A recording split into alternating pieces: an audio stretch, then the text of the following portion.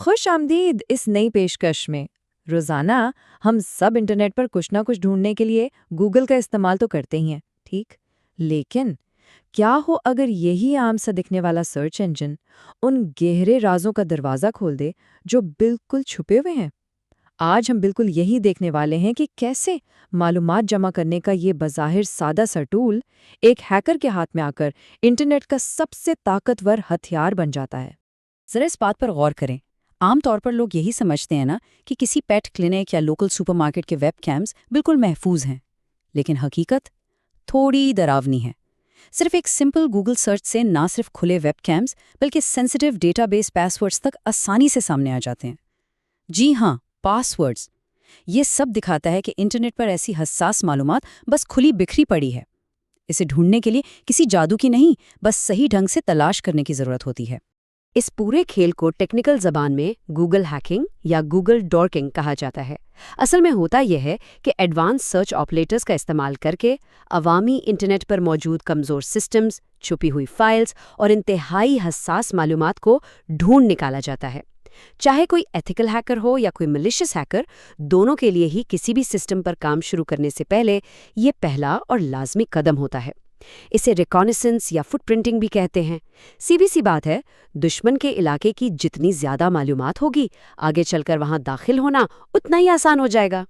چلیے اب بنا وقت ضائع کیے دیکھتے ہیں کہ معلومات کی یہ گہری تحقیق ہوتی کیسے ہے۔ آج کی اس پیشکش کا خاکہ کچھ اس طرح ہے۔ پہلے دی ہڈن گوگل، پھر دی لیگل لائن، اس کے بعد ایسینشل سرچ آپریٹرز، پھر گوگل ہیکنگ ڈیٹا بیس، اور آخر میں ہم دیکھیں گے کہ ٹارگٹ کی پروفائلنگ کیسے کی جاتی ہے۔ تو سب سے پہلے بات کرتے ہیں پہلے حصے کی، دی ہڈن گوگل، یعنی انٹرنیٹ پر عام حادثات کی تلاش۔ یہاں سب سے اہم پوائنٹ یہ ہے کہ ہیکرز اپنی معلومات کے لیے اس بات پر بہت زیادہ انحصار کرتے ہیں کہ لوگ اکثر اپنی انتہائی حساس معلومات خود ہی غلطی سے پبلک کر دیتے ہیں۔ اب آتے ہیں دوسرے اور سب سے ضروری point per, the legal line.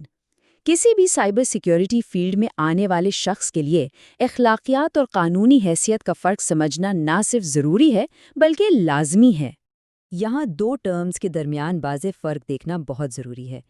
پہلی چیز ہے پیسو ریکنیسنس۔ یہ بالکل قانونی اور محفوظ ہے کیونکہ اس میں صرف وہی معلومات دیکھی جا رہی ہوتی ہے جو پہلے سے ہی انٹرنیٹ پر پبلک ہے، جیسے بازار میں چلتے ہوئے کسی دکان کو صرف باہر سے دیکھنا۔ لیکن دوسری طرف ہے ایکٹیو ریکنیسنس۔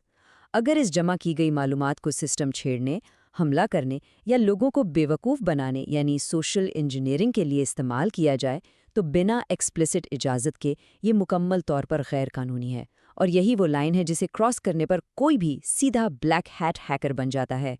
چلیے آگے بڑھتے ہیں تیسرے پوائنٹ پر، ایسینشل سرچ آپریٹرز، یعنی ہیکرز کی اصلی ٹول کٹ۔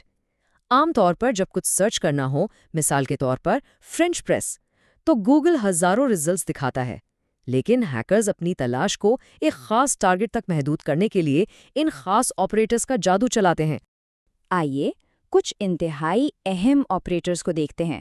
سائٹ آپریٹر کا مقصد صرف اور صرف کسی ایک خاص ویب سائٹ کے اندر چیزوں کو ڈھونڈنا ہوتا ہے۔ پھر آتا ہے ان یو آر ایل، جو ان چھپی ہوئی ویب سائٹس یا ایڈمن پورٹلز کو نکالتا ہے جن کے لنک یعنی یو آر ایل میں کوئی خاص لفظ موجود ہو۔ ان ٹیکسٹ کا کام ویب پیج کے اندر لکھے گئے مخصوص الفاظ کو تلاش کرنا ہے۔ اسی طرح ان ٹائٹل خاص طور پر لاگ ان پیجز کو ڈھونڈنے میں بڑا مددگار ہے، کیونکہ ان کے ٹائٹل میں ہی اکثر لاگ ان لکھا ہوتا ہے۔ اور آخر میں فائل ٹائپ، یہ واقعی انتہائی خطرناک ثابت ہو سکتا ہے۔ کیوں؟ کیونکہ یہ سیدھا چھپی ہوئی پی ڈی ایفز یا حساس لاگ فائلز نکال کر سامنے رکھ دیتا ہے۔ اور یہ بات اس مثال سے بہترین طریقے سے واضح ہو جاتی ہے۔ دیکھیے، اگر صرف سائٹ starbucks.com کے ساتھ ان یو آر ایل ایڈمن ملا کر لکھا جائے تو عام سرچ ریزلٹس کی جگہ ایک بالکل چھپا ہوا نیو یوزر ریکویسٹ پورٹل سامنے آ سکتا ہے۔ یہ ایسے اندرونی ویب پیجز ہوتے ہیں جو عام لوگوں کے لیے بالکل نہیں بنائے گئے، لیکن صرف ان دو آپریٹرز کے ملاپ نے انہیں بے نقاب کر دیا۔ اسی طرح اس فائل ٹائپ آپریٹر کا کمال دیکھیے۔ اگر کوئی file type P D F لکھ کر تلاش کرے تو اس ڈومین اور اس کے تمام سب ڈومینز پر موجود ہر عوامی پی ڈی ایف آسانی سے سامنے آ جاتی ہے۔ ایسی فائلز میں بہت بار non disclosure agreements, court cases یا ایسی انتہائی حساس ڈاکیومنٹس ہوتی ہیں جو کسی ایمپلائی نے انجانے میں کسی سب ڈومین پر اوپن چھوڑ دی ہوتی ہیں، اور ظاہر ہے ایسی معلومات غلط ہاتھوں میں پڑنا ایک بڑا مسئلہ ہے۔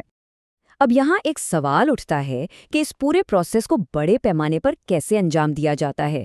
چوتھا پوائنٹ یہی ہے، گوگل ہیکنگ ڈیٹا بیس، یعنی اپنی تلاش کا دائرہ وسیع کرنا۔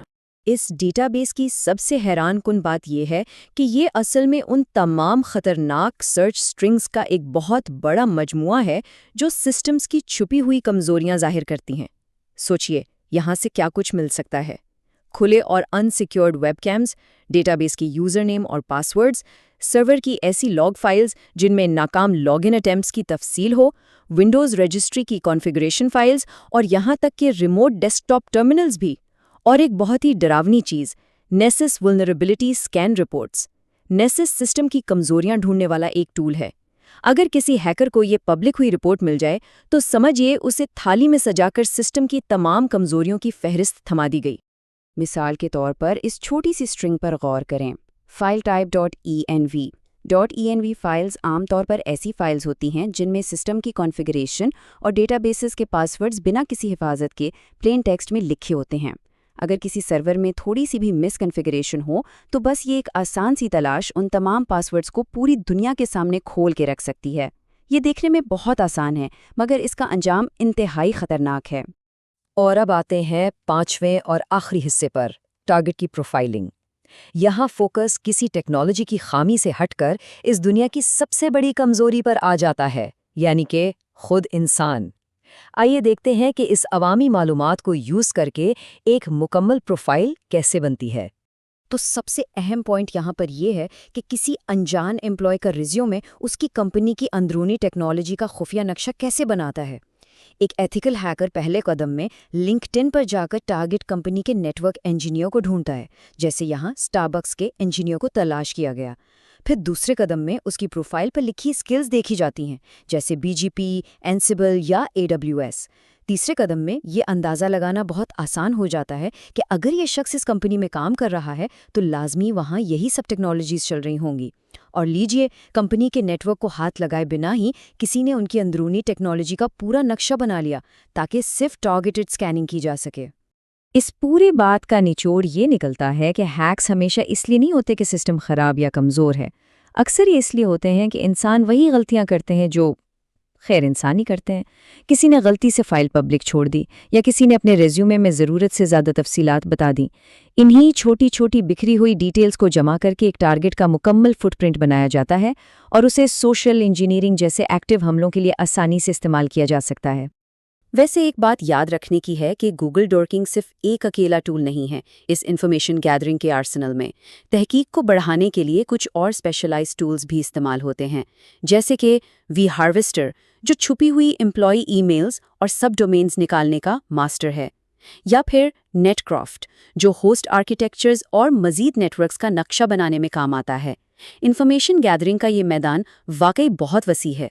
تو چلیے آج کی اس پیشکش کا اختتام ایک چھوٹے سے اور دلچسپ چیلنج سے کرتے ہیں۔ آج جو پیسو ریکونیسنس کی سکلز اور آپریٹرز ڈسکس ہوئے ہیں، کیا ان کا استعمال کر کے یہ ڈھونڈا جا سکتا ہے کہ والٹ ڈزنی اینیمیشن اسٹوڈیوز کا سینئر نیٹ ورک انجینئر آخر کون ہے؟ اور سب سے بڑھ کر وہ کون سی ایگزیکٹ سرچ سٹرنگ ہوگی جو اس راز کو فاش کرے گی؟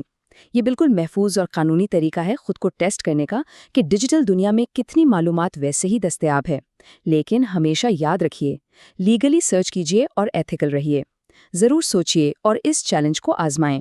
ہماری آج کی اس معلوماتی پیشکش کا حصہ بننے کے لیے بہت شکریہ۔